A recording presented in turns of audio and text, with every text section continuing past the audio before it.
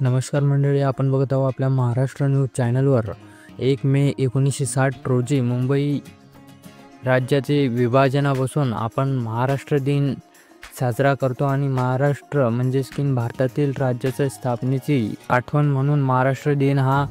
सामान्य महाराष्ट्र दिन म्हणून ओळखला जाणारा एक राज्य सुट्टी राहते आणि महाराष्ट्र दिनाच्या मराठी भाषिक आणि राज्याच्या निर्मितीच्या स्मरणार्थ हा दिवस साजरा केला जातो। आणि अशा प्रकारे आपला महाराष्ट्र दिन कशा अख्ख्या महाराष्ट्रामध्ये साजरा करतो आणि आपल्या महाराष्ट्राचं वैभव म्हणजेच की आपले छत्रपती शिवाजी महाराज आणि संभाजी महाराज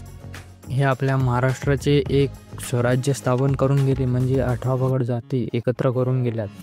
तर महाराष्ट्र दिनाचं महत्त्व म्हणजेच की महाराष्ट्र दिन हा राज्य सार्वजनिक सुट्टी म्हणून साजरा केला जातो आणि देशाला एक मध्यवर्ती बिंदू म्हणून काम करतो। प्रत्येक देशातील वैचारिकता आणि विविधतेच्या सर्वोच्च बिंदूला मागे टाकतो आणि हा एक केवळ सुट्टीचा दिवस नाही, तर पुणे जिल्ह्यातील मराठी भाषिक लोकसंख्येच्या कधीही न संपणारा संघर्षाचे प्रतीक आहे आणि ज्यामुळे सत्तेचा मार्ग मोकळा झाला। तर मित्रांनो, सांगायचं तात्पर्य म्हणजेच की आपल्या महाराष्ट्रामध्ये जे साधू संत आणि आपले वीर शूर छत्रपती संभाजी महाराज, शिवाजी महाराज आणि अनेक असे वीरतेचे मानव होऊन गेलेत, म्हणजेच की संत म्हणायचेच की संत ज्ञानेश्वर, संत तुकाराम महाराज यांच्या गाथेतून आपल्या महाराष्ट्रासाठी कित्येक असे अवशेष आहेत की आपल्या महाराष्ट्रासाठी आपण 18 पगड जातीचे ही माणसं त्यांना मानतो आणि आपल्या महाराष्ट्रामध्ये जास्तीत जास्त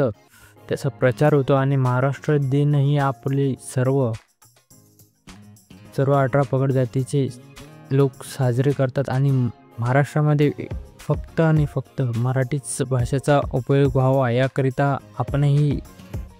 झटावा आणि मराठी भाषा बोलण्याचा एक उद्देश म्हणजेच की आपली मातृभाषा म्हणजे मराठी आहे आणि हिंदी भाषेचा कमीत कमी वापर करावा ही सर्व लोकांची इच्छा असून हे आपण लक्षात ठेवावं आणि समोरच्या आपल्या महाराष्ट्रातल्या दिवसांकरिता आपण एक निश्चय घ्यावा मराठी भाषेसाठी।